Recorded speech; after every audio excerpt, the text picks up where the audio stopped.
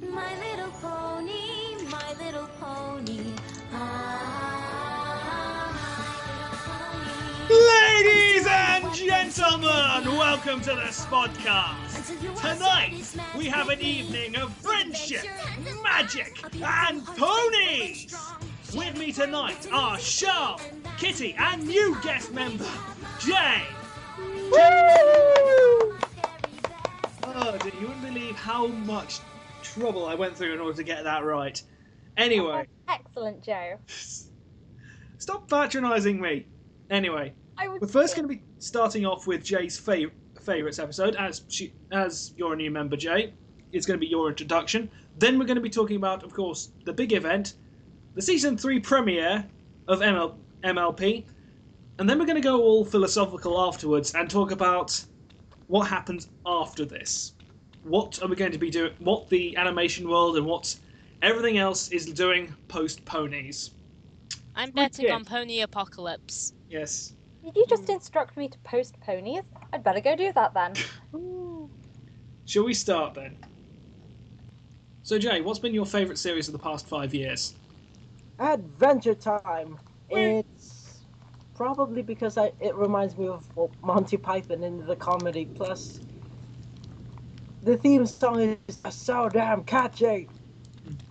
We were actually watching it before you guys set up the call. Mm. There's a picture of a friendly bush staring at us. With its mouth open.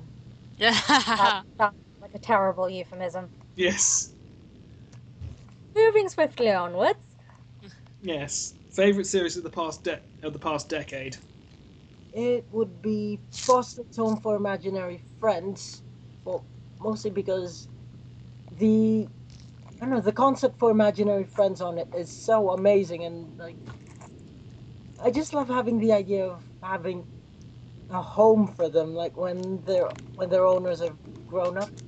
It's cute. Okay. Favourite series that's older than a decade?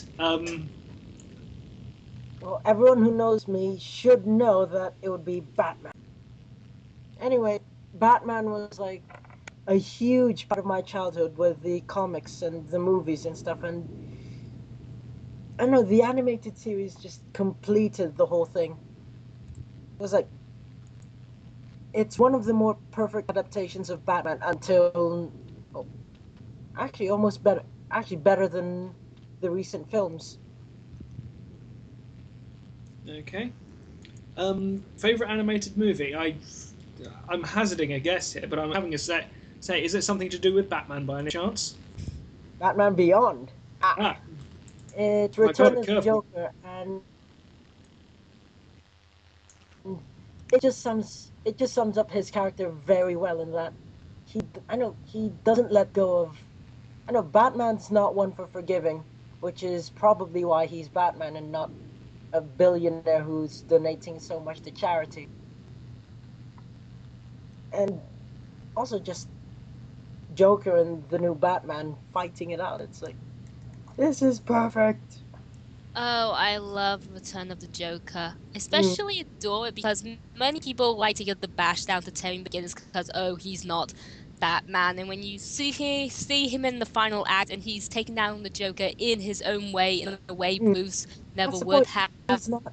He's not the old Batman. He's like new Batman. And he's Batman, but with a more interesting approach to things rather than just criminal scum.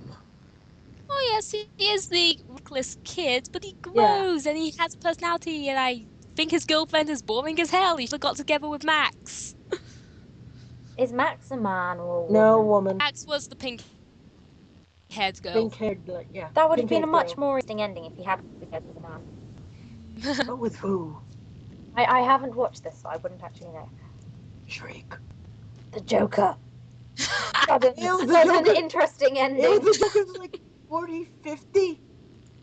Actually, it's not even the real Joker. It's Robin. Ew. Why didn't I think that Batman should have got together with Robin? God, I'm slow today. Anyway. Batman's 80. Why is Batman 80? That's why It's in the future. Oh! Well, there's my problem. Anyway, Okay, that was the answer to Batman Beyond. Terry McGinnis should have got together with Joker, apparently. favorite episode. Let's try and get this back on track. Funnily enough, it's not Batman, but an episode from Metalocalypse, which is Birthdayface. It's, well, quick summary. The band's bassist has a birthday party and they hire a rock and roll clown who does cocaine. Yes. Lots of cocaine. And makes balloon animals. From his own farts. Yes. That sounds entirely terrifying. It is, but so funny. Yeah. Favorite short? It's one of the more recent ones. It's Super Best Friends Forever. Has anyone seen that yet? I have. Yeah, it's a pretty good take on the teenage superhero thing in that they're not tortured, they're not angsty, they're just teenagers who just happen to be superheroes. And also Power Girl. Oh, I like Power Girl. Yeah. She has big boobs. I approve of this. Or do I? No, it's not I just, approve of something. no, it's not just that she's, well, the fact that she has big boobs, and he knows she does. It's like, plus in the cartoon, she's actually shown as like shapely and not the usual. Super skinny Yeah. with gigantic knockers. This is a good thing. No, she is actually well proportioned. Anyway, the show is just really cute. Speaking of really cute, the Mewling Kitten Award for a series that needs more love. I wouldn't say this series is cute. Metalocalypse. It's about a really, really, really rich and idiotic death metal band. 7th largest economy in the world, just past Belgium. And they are incompetent. That's basically what the show is. Okay. And series that needs the Cosmic Retcon Award from series that needs scoured from existence. Oh, don't remind me. It's all grown up. The Rugrats sequel, if you can call that. Yeah. It was like What I did you know. like about it? everything. The fact that they became boring teenagers. They could have made so much money from it if they were toddlers, like learning playground rules and learning how to be in school and still being adventurous like the old days. One of the things which I actually I had a feeling about that series is the fact that it was actually born from a sort of spin-off in the later parts of the season, which sort of like, how can we make more money out of this series? Let's transplant them when they're sort of teenagers and sort of preteens and stuff. And it just, I agree with you, Jay. The entire thing just reeks of wasted opportunity. It was a nice episode because it all started from a wild episode of Rugrats, but wrong way to do it. Anyway, series that you most want to be made. Let's first start off with adaptations. It would have to be a cartoon based on the Warhammer 40,000 universe. Okay. Any particular storyline from that, or because not to be blunt, but it is a pretty damn big universe. It is, and I think that's the beauty of it. Basically, it would just. Do you remember the Clone Wars cartoons, like the 2005 ones? The Clone Wars shorts of basically just showing. Well, it's just showing the Clone Wars in certain battles every short, but in short bursts, and it just shows everyone being awesome, like not just the clones themselves, but the enemy as well in General Grievous. It's just, think Band of Brothers in 5 minutes. Like, really awesome shooting phases and bit of story behind the universe and stuff. I'd love that style to be in to be done to 40k. Because they have so much material from that, from just the Marines themselves, or a day in the life of an Imperial Guard. Imperial life of the Imperial Guardsmen. For the Emperor! Pretty much. Spares Marines is my contribution to this matter. Okay. And finally, original idea. And it would be a crossover between Marvel and DC heroes in the style of an anime called Tiger and Bunny. What's the premise? Would that be the same? Of Tiger and Bunny? It's basically superheroes with sponsorships fighting for a hero trophy at the end of the year. And basically each heroic is rated by the public, I think. I think it's by the public based on how it was done, how awesome it was, and minimal damage. Basically... They're ranked by a scoring system, Yeah, aren't they? by a scoring system. They get more points for showing up on time and whatnot. Yeah. See, my question was actually rhetorical. I've seen at least the first episode. Yeah. And I'd just love to see like someone like Spider-Man struggle to go up against the Superman and stuff. And Deadpool would win every time. You would. No, I have a feeling that Deadpool will be like what's his name, Origami Cyclone, who just appears in the background. Yep, here for my cameo. Actually, who would sponsor Deadpool? I don't know, somebody who makes chimichangas, I assume. Taco Bell. Yes. Yeah, I'd love to see that sort of basically focus more on the perceived rivalry between the heroes, like the massive cosmic heroes against the street heroes like Spider-Man and... I'm just wondering whether they'd set up different leagues of power necessarily. Like you'd have sort of Batman and Spider-Man in the same league, but on the other hand you'd have Thor and Superman in another. And it'd be different depending on which one people want to vote for. I would say that works, although I don't think Batman would join it.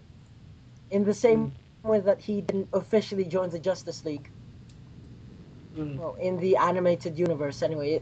Because he'd see it as a farce, almost.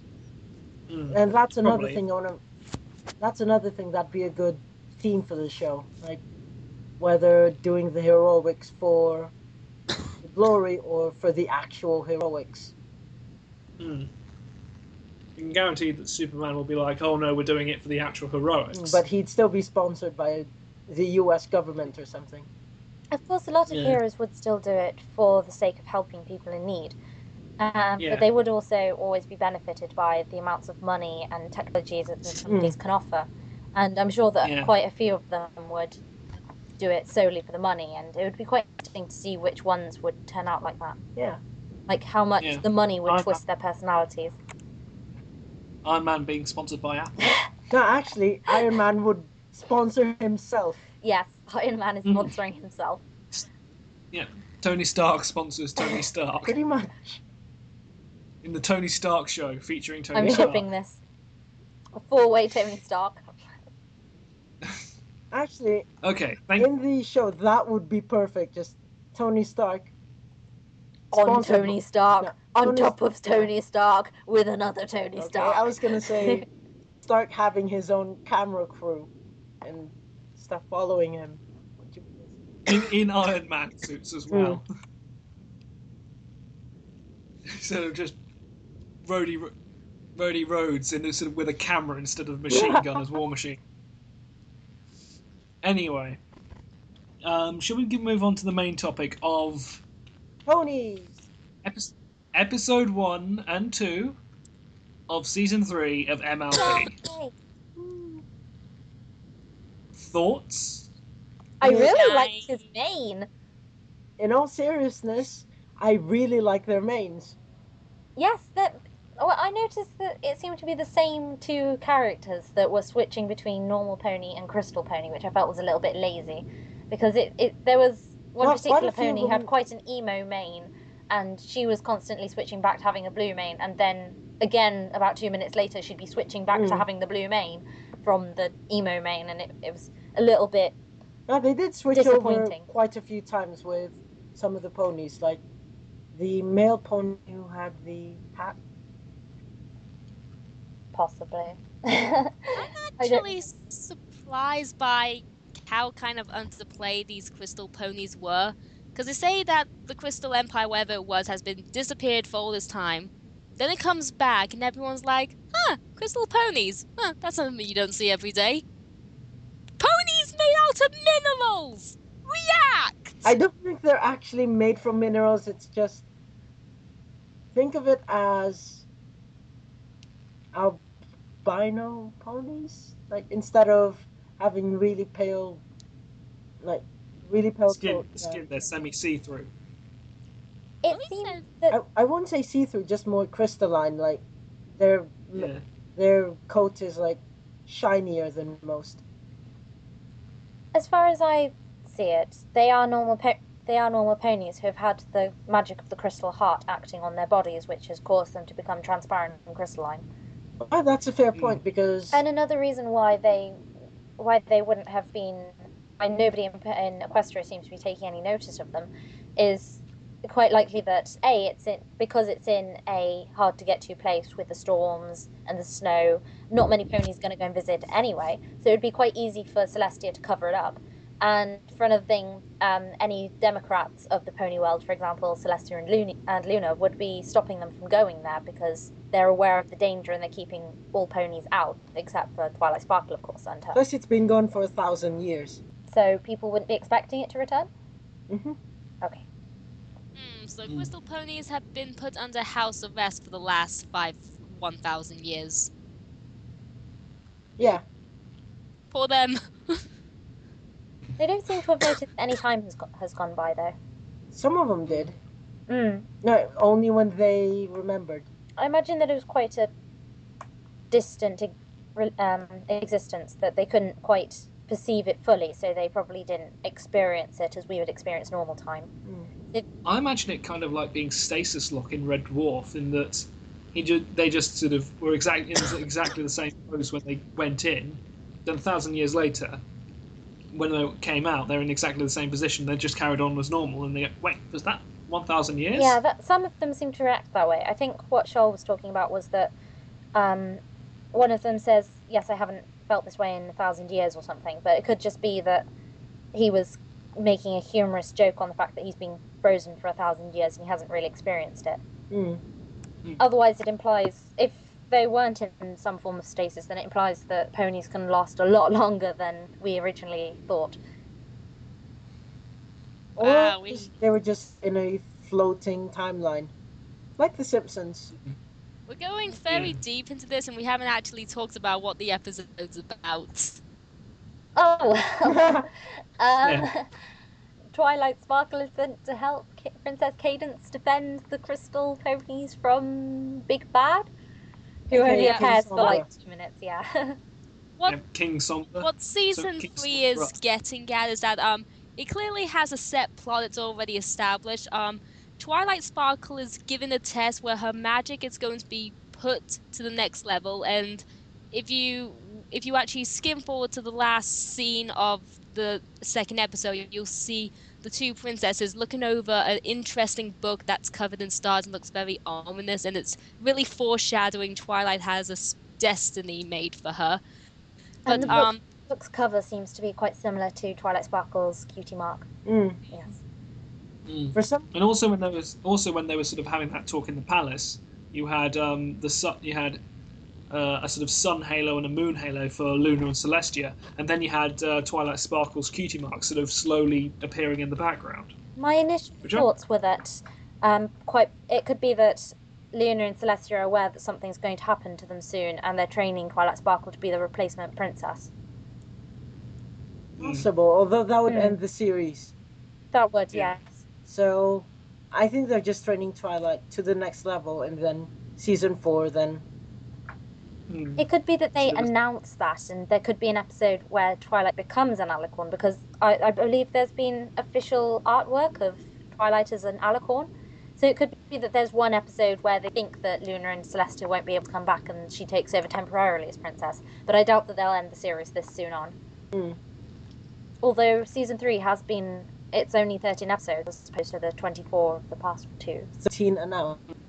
They announced that it was going to be specifically 13 episodes, didn't they? Yeah. But there might be a film as well. Yeah. Oh, the film might actually be Twilight. Yeah, the film might include Twilight becoming an alicorn. And then they move on to a new set of characters. Okay, getting back on plot. Getting back onto the plot. The test that Twilight given by the princess is that her brother and now sister-in-law have gone off to the Crystal Empire, where a dark evil, no King Sombra, is attacking the crystal ponies who have now come back into sort of existence, and she is gone off there with the orders that her friends and Spike are allowed to come with her, but ultimately it has to be Twilight Sparkle who stops the great evil. And Twilight Sparkle, not realizing this is a service to the kingdom, literally treats it like a paper exam, and it's just like, really? Yep, but research papers and all that. Yeah, but that's basically the main plot. Of course, there were many plots throughout the episode, if you know what I mean. Oh, aye. Yes. Oh, aye. Anyway. One of the things which I found quite interesting is the whole sort of unicorn evil king King Sombra. I thought he was sort of very, apart from anything else, a very, very interesting design for him, and also the fact that there has been evil unicorn kings and no one else has brought this up. This confirms that there are male alicorns. So far we've only seen 3 female alicorns, and it also confirms, well, it also brought up the point that alicorns seem to be very capable of performing evil magic, and Twilight's shown that she can do that as well. Whether that indicates that she has the potential to become an alicorn, or whether it just points out that all ponies can do evil magic, that's another matter. It's not necessarily evil. I don't think it looked relatively evil. Yeah. I didn't see. I just thought he just looked like an ordinary unicorn, if I'm honest. Although a little bit more demonic and seemed to be channeling corn a little bit. I think the idea was that the princess was getting at it does react to magic, but positive emotion can make it shine, and obviously the hearts of the crystal ponies can power it. But negative emotions can cause it to do what the evil king set out to do, and she was just sort of demonstrating that to Spike. She wasn't demonstrating it to Spike, she was demonstrating it to Twilight Sparkle, and Twilight Sparkle then used it in order to access his King Sombra's hidden basement. Yeah, that's what I meant, sorry. It turned out to be stairs. Yes, we told him about those stairs, bro, but he didn't listen to us. It keeps happening. It kept happening. Yeah. But apart from anything else, I sort of... By the way, Joe, remember that conversation we had about King Sombra's design? Hey, you're the one who wanted him to be a sheep. Can you imagine an evil sheep cloud? Who was it that wanted him to be a moose? That was me. No, I preferred the unicorn design. Do not diss the moose. The unicorn design... Yeah. The unicorn design just looks sort of... does look cool. Sort of, certainly when it came to... But also the sort of big shadow sort of design as well. That looked pretty cool as well. I wasn't paying I think attention. he was... No, he looked like a unicorn. He looked like a unicorn, unless... Didn't have... His armor... he was... For most of the episode, he was a shadow, and then when he was revealed in his full body, he had armor on, so I wasn't entirely sure if he was... Plus a cloak. Yes. Although he was flying. He was flying, but he wasn't flying with wings, as I recall. Well, maybe it was just being obscured by the whole dark cloud thing, but I think he was definitely meant to be a unicorn, and I found it very fascinating. He's definitely the most masculine of the ponies we've seen so far. Except for Roid Rage, of course. If you actually look at him, Big his mane is definitely more styled than that of a lion. Yes. But yes, well, he's very bulkish, and the way his mane works, it looks more like a lion's mane than the actual ponies, and he sort of has this weird combination between a horse, lion, and dragon sort of feel. It looks very stylish on him. Hmm. But there was something about the plot I didn't realize until the very end. I was like, oh, the crystal ponies are so coming back. As we all know, I keep forgetting the princess's name, the one that's married to Twilight's brother by this time, Caitlin. Her basic talent is the fact she can bring out love and nice positive emotions with her magic, and she is the one that's creating this barrier around the castle, kingdom, trying to keep the Dark King out. And you notice the fact her powers work similar to the way the actual Stoneheart does, and the fact the Crystal Ponies power it with positive emotions. And if you look at her cutie mark, it's the crystal heart. It's the same shape. It's the same color. And not just that, everyone referred to her as the Crystal Princess. Yeah, I think they're planning on bringing the Crystal Kingdom back and having her be elected as its queen at some point. Oh god, someone's actually shipped King Sombra with stairs. I'm looking now, and there doesn't appear to be. I think that's official. Yeah, there are obviously screenshots and whatnot, but they all portray him with his cape across his body, so we can't tell if he's got wings or not. Although he's not slender enough to be an alicorn. But if he's a male alicorn, we don't know what male alicorns would look like. They might have more bulky bodies than he does. They'd usually be the same height, and he doesn't seem it. We didn't really see him in comparison to any other ponies, though. And also, Cadence is an alicorn, and she's very small, and Luna is markedly shorter than Celestia is. I'm just wondering about the thing is that I'm just wondering, because he was a very cool villain, but again, I just wanted to bring it up, the fact that there's been sort of unicorn kings who are evil. I want to see possibly some more sort of, I don't know, some evil monarchs of Equestria. Actually, I want to see King Sombra, I know, not as a shadow and more of a actual character, I suppose, because I would like to know his history. Yeah, we don't know a single thing about him other than the fact he's probably 1,000 years old, and we don't even know why he's 1,000 years old. And also the fact he's now exploded. Yes, how he uses magic to turn into this huge shadow, why he took... Who were the original rulers that he took over this kingdom? Well, who am I to question the powers of Wiki? He doesn't seem to, it wasn't his own magic that turned him into a shadow, it was his magic that imprisoned him as a shadow. Which was a very bad idea. Yes. She seemed to have done more bad than good, to be honest. No. I'm going to stop this evil villain by turning him into something which is infinitely more powerful. Wait, why am I still in charge? You ever notice her answer to everything is to seal them away? When Luna went evil and resentful, she got sealed away and came back 10 times more evil. She seals this guy away, he comes back 10 times more powerful. I think she's bad at her job. She's like a student. She's constantly putting off everything until the last minute. On Twilight Sparkle the fix. One of the things that I think could be quite interesting is the thing is, actually, no, she didn't. The changelings, they wouldn't actually anything to do with her. They actually came in later. They just happened to be there. I've been talking about changelings. The changeling saga was coincidental. Was it the princess who sealed away Discord? Did the princess all seal away Discord? Yes. Mm-hmm. Yeah, I think that's just her cutie mark power. She can seal things away. That's why you don't mess with her. You even so much as say, we want to overthrow you. She'll steal you in the mirror and send you in space. To them. Yes. Ooh, no. She's not doing a very good job of it. You know, just had to get the reference there. Anyway, the episode for me was pretty good, although maybe I'm being spoiled, but I expected more. Yeah. The thing is that we've come in, when it comes to opening episodes, we've come in from Discord and Nightmare Moon, both of whom were very, very good villains. And this guy didn't really get that. King Somber didn't get that much to do. All he did was be shadowy and evil and full of rage. Yeah. Well, but he didn't.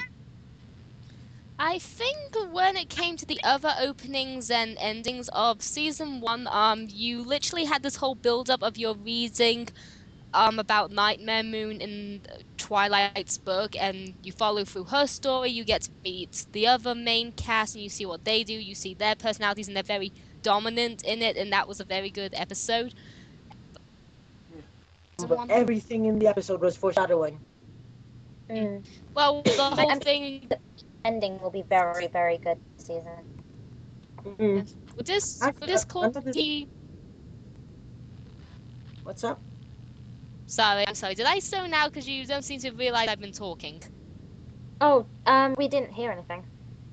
Oh, never mind then.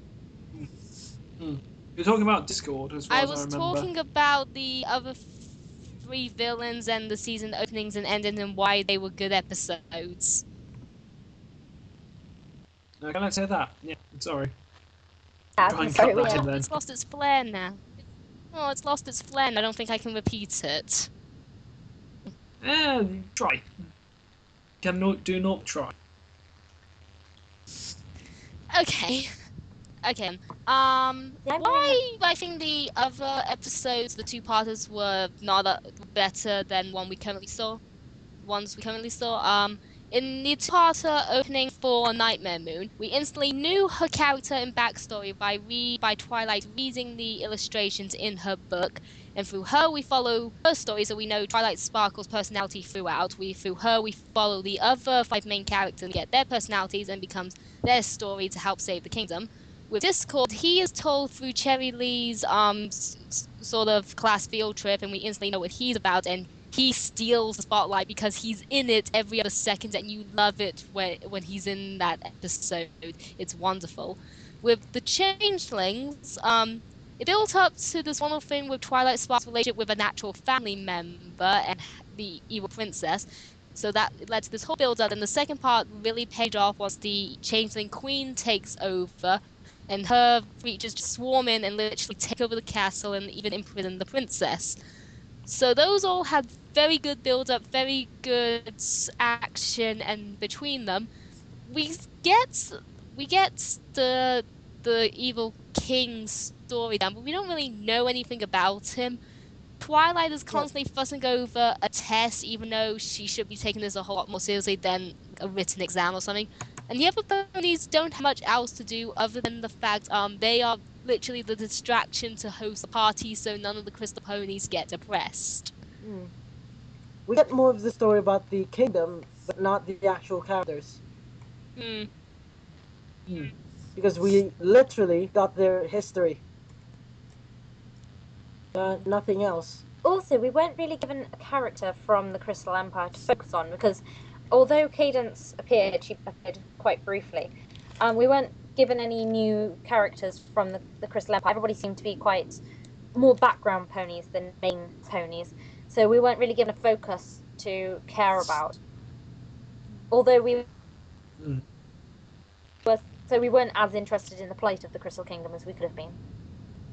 I think that's somewhere that they went relatively wrong, because human beings care more about immediate individuals than they do about an entire kingdom or the entire planet. Yeah. So if we'd been given one character to focus on, we would have empathized a lot more. Yeah. Should have tried with that first pony we met. The one Twilight spoke to. Or even better, they could have had a male pony or possibly a female pony, depending on which way they'd like to take it, and have them possibly be a romance interest for one of the main 6 and have them interact, and then have them be in danger from the encroaching Somber, and that pony is obviously very worried. It could even have been Twilight Sparkle, and this could have helped her plight to increased her need to get the Crystal Heart, and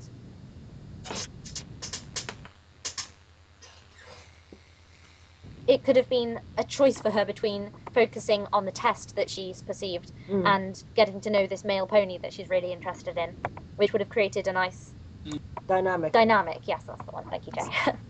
Another reason why the episode probably didn't do so well, as anytime Equestria is invaded, the castle itself has sort of become a character in itself, because we've been there so many times, we've seen how grand, spectacular it is, and we know why it has special meaning to Twilight, because it's the home of her teacher and idol. Here, we're not really given history behind the Crystal Kingdom, and really, when we're actually there, it feels so empty.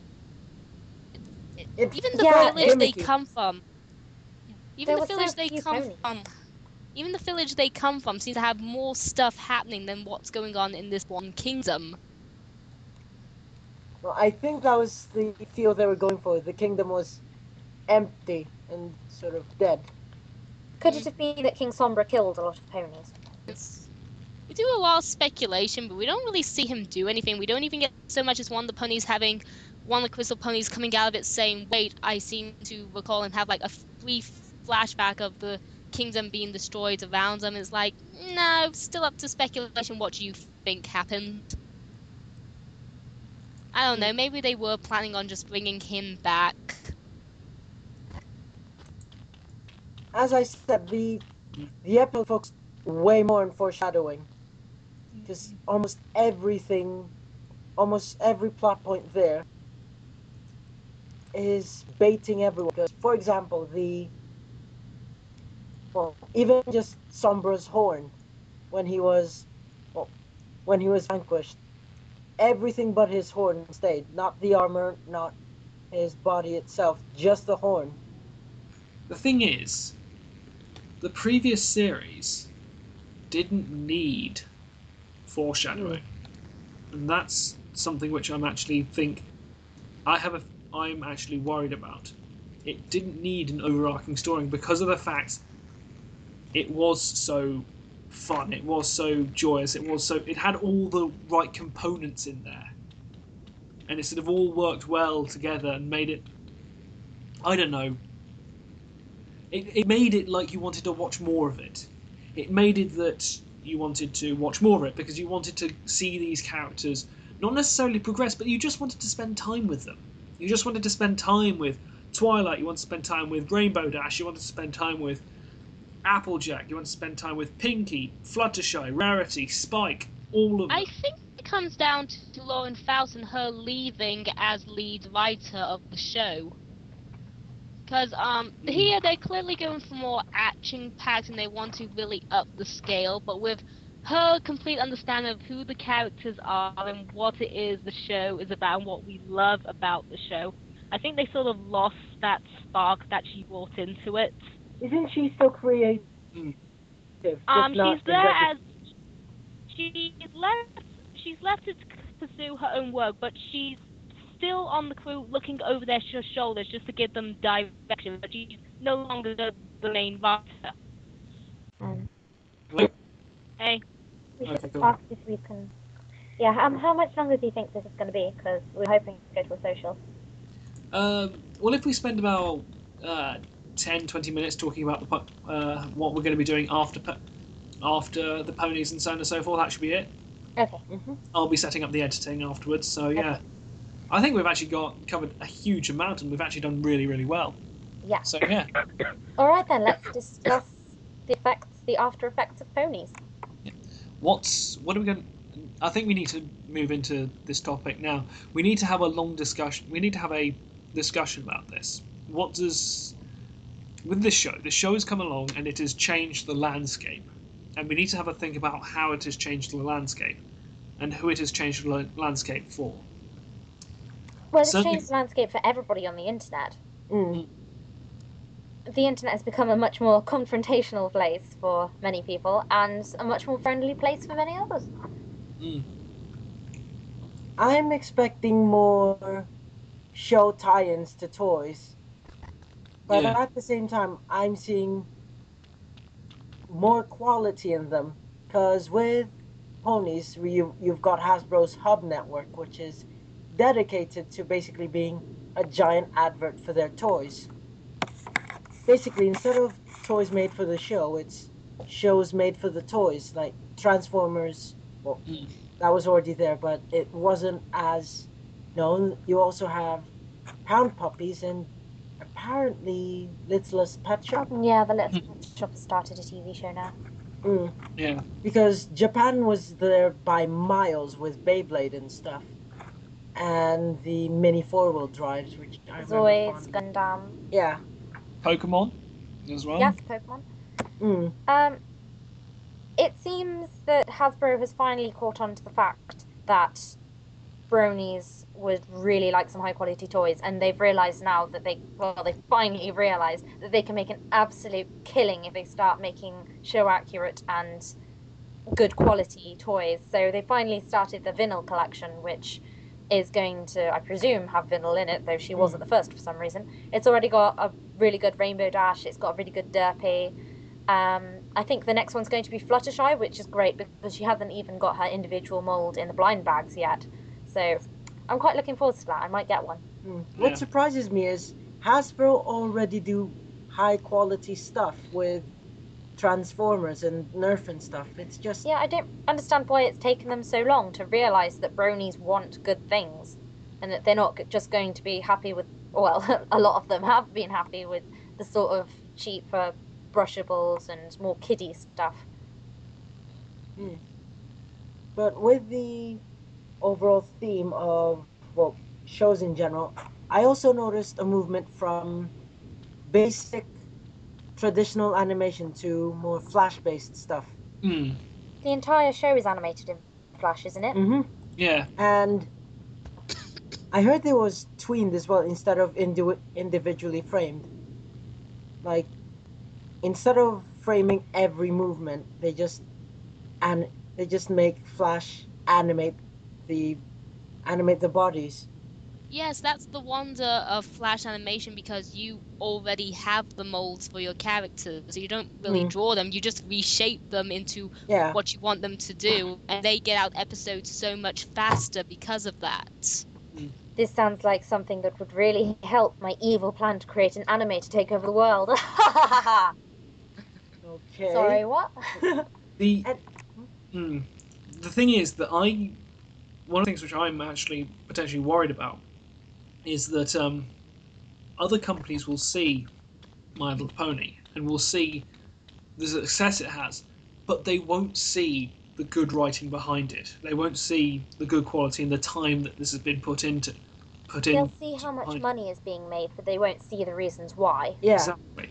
They'll see, okay, what has it objectively got? Oh, it's done in Flash animation.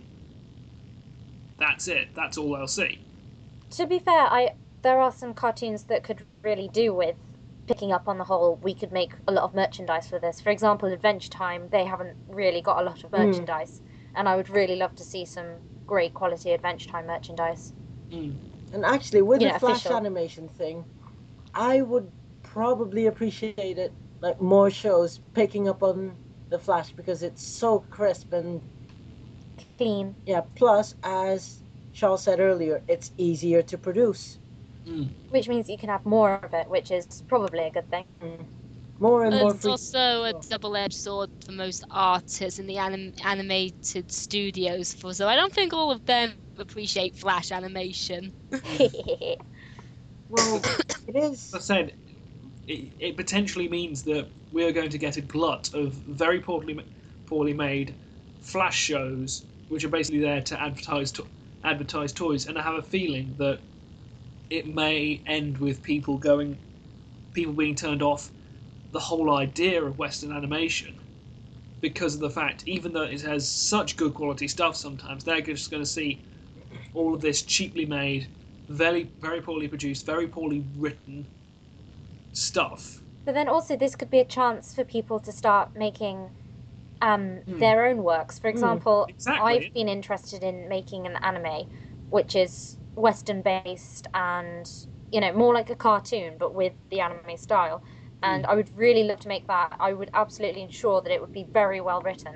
But I don't have the resources for it. But if Flash is a viable, cheap option, then I might be able to do that. Plus, anime's already had this problem for... Well, I say problem, it hasn't been. But they've already had, loads of shows dedicated to selling toys. While some of them are really bad. And there are so many terrible animes. Yeah. It still had... the good ones still prevail, and Yeah. the really bad merchandise-driven ones just get pulled after a few episodes. You can So still pick the cherries from the box. The quality control will be in the audience, so I'm not too worried about it. And with the internet making things available, it's much easier to sift through all the bad and get straight to the good. Yeah. So how long do we think that the My Little Pony fandom is going to live? Perhaps a difficult question. I don't know. I'm beginning to see My Little Pony as the new Transformers, because you look back when these two were first produced, kids were looking at Transformers as the cool thing. People were looking at My Little Pony and going, meh, just stay over there in your corner. Nowadays, I don't think a single person likes Transformers Prime, and everyone is gushing about my... How dare you! You are officially a victim from this podcast. Be on, pack up and leave. Aww. She only just got here. Yeah. I don't care, I'm evicting her. Anyway, you were saying, Shah. Okay, I do apologize. I love you, Jay. It seems like the tides have turned where My Little Pony has now become sort of the main focus of Hasbro, and Transformers is slowly sifting through the cracks by this point. And I don't know, I think that's an interesting turn where Hasbro's really going to think where their audience lies now. And I think they're going to be looking at the writing from one or the other, and they're really going to see what the fans are getting. I suppose one of the things which has helped that is the fact that, apart from anything else, the Michael Bay movies, even though that's attracted a huge amount of... or a huge audience, a huge amount of money for Hasbro, it's got such a bad reputation amongst the core fan base, amongst sort of Transformers fans, and so